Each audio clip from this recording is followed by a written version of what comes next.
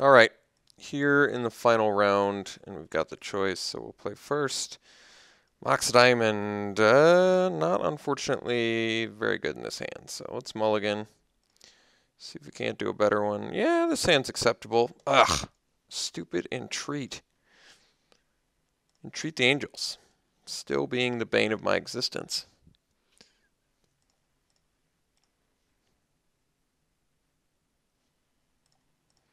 At least I got to win a game with it. That makes me feel a bit better. And at least we drew a land so we can play Brimaz on turn 3, which is also pretty good. We are playing against black, which I presume has some, well, I can eventually oust that, so I guess that's not the end-all be-all.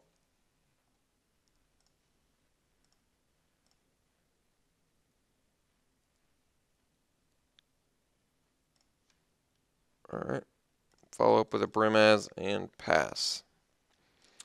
So now I guess we're probably just going to oust the Spellskite if possible. But I guess if he takes care of Brimaz, maybe I hold off on it. Yeah, it's definitely not what I wanted to happen, but that's alright. Well, if he misses a land drop, maybe putting Spellskite on top's not the worst.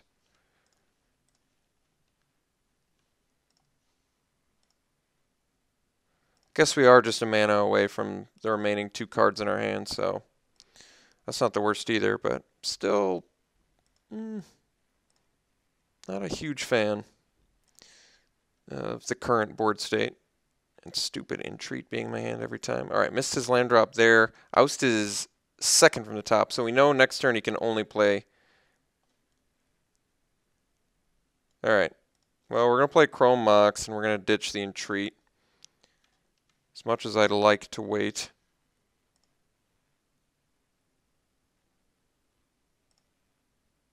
Having Cloud Goat seems much better against a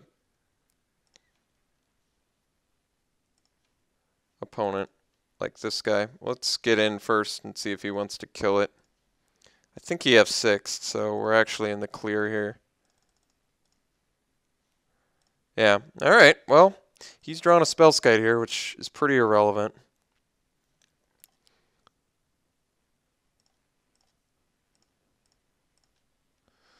Ooh, that was a good draw. So I swing with everything. He blocks my biggest guy and takes 5, or I tap 3, and it's the same amount of damage either way. So we'll just swing in. Oh, wait. Well, I was going to say play the Archangel. Yeah, that would have been better. Alright, I botched this turn, unfortunately. And it actually was a big deal. Because what I could have done is played Sublime Archangel, given this flying, and attacked for like a bajillion.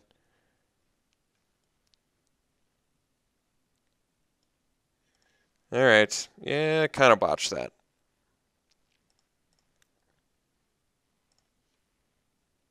So I could have given this flying and gotten in for 4, 5, 6, 7, 8, 9, 10, 11.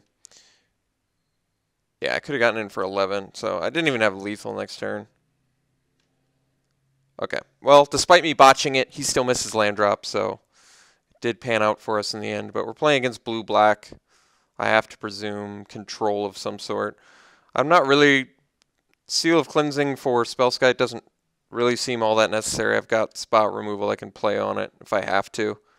I have to see some more artifacts and enchantments before I do that, but I definitely did not play Sublime Archangel correctly there at all. Yeah, alright. No other sideboard options I see that really make a difference here. Banisher Priest can still deal with Spellskite, so it's still fine. Let's just keep it. Try it again. Although Banisher Priest on like a Shriekmaw is not so good.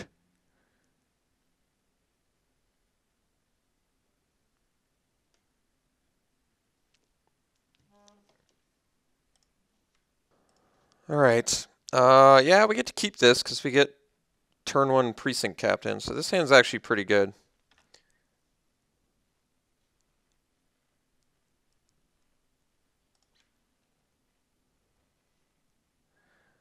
What card are we ditching is the question. It's a good question. It's a legitimate question. Possibly the Ajani, but I kind of like the Ajani with all these creatures. Possibly the Oust. But the Oust is a good way to deal with Spellskite and get me a token. Maybe we just do Oust anyway. I could also do Isamaru, but I kind of like the idea of drawing a land and playing 2 creatures next turn. I don't want to ditch the frontline medic because Battalion seems good. I don't really want to ditch a Johnny either because of the +1/+1 counters. Guess we ditch the Oust. I'm not thrilled about ditching Oust, but seems okay.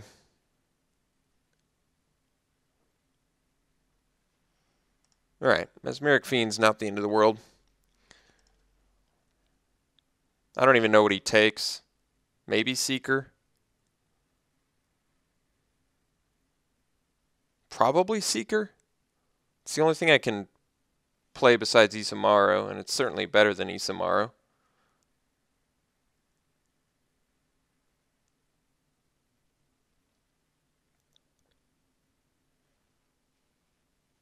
I don't know if that makes sense to me. Why would... Because it's cheaper, I guess, was his line of thinking. Guess that's not the worst rationale I've ever seen.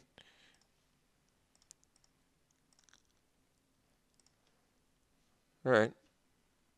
I think we just play a medic now. Make better use of the mana. Gotta remember, X spells. X spells.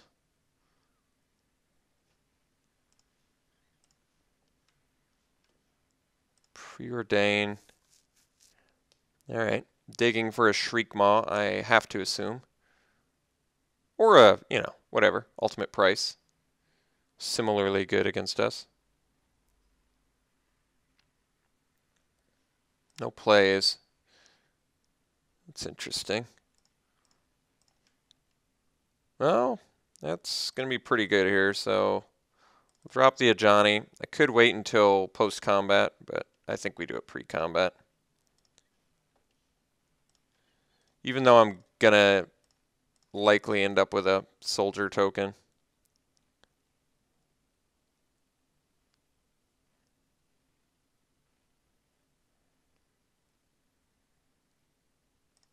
It's actually an interesting one to block since I end up netting a token.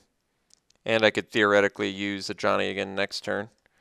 So he could, he's got some work to do, I guess is what I'm trying to say. He's got to take care of a lot of threats right now or he's just straight up dead.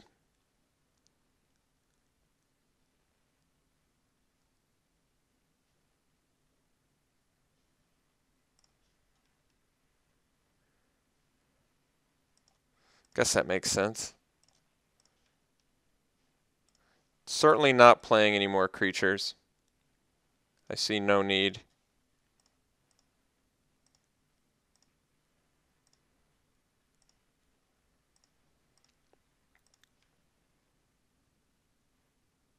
Like Damnation, Follow-Up Seeker, Isamaru is still acceptable.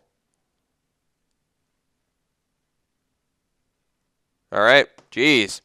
Our deck, wow, and we were drawing Armageddon. Our deck wrecked for us pretty amazingly well. Granted, our opponent had some major mana issues game 1, but game 2, we just came out the gates swinging hard. And, wow, yeah, I'm actually pretty amazed how well our deck succeeded since by all accounts our deck was pretty fair. I would say, pretty fair, yeah. Not much else you can say. Our deck was just straight up fair. I mean, the cards that are the best in this format in our deck, I would say, are the Chrome Mox and the Mox Diamond, just because there are no other Moxen or power cards, really. So having access to actual free, in quotations, free lands like that is pretty good, especially for a deck that wants to come out the gate swinging. So Entreat the Angels, I ended up with it in my hand a lot, but I got to cast an Angel off of it once for just getting a 4/4 flyer for 5, which was good enough. and one time getting 4 angels, which was definitely insane. So this deck played well, much better than it appeared, likely to have played, but it did end up playing very well for us. All right, so we'll see you for the next one.